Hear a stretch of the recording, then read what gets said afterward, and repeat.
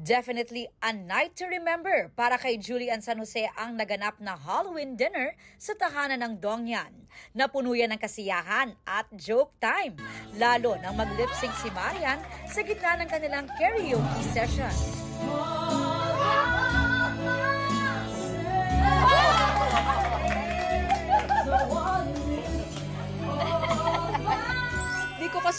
Di ko kasi namalayan na may gumagano na pala, naghahagis na ng mic si Ate Marian.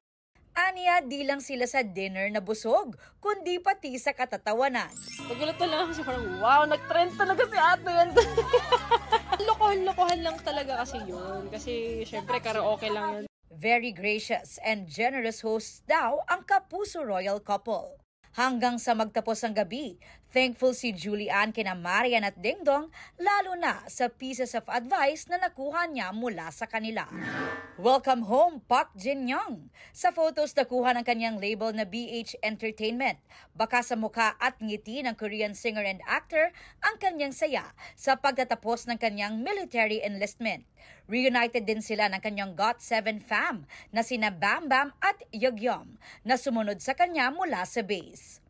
Hint pa ni Jin-young, naghahanda na sila sa upcoming album ng grupo. Para sa GMA Integrated News, Aubrey Carampel ang inyong saksi.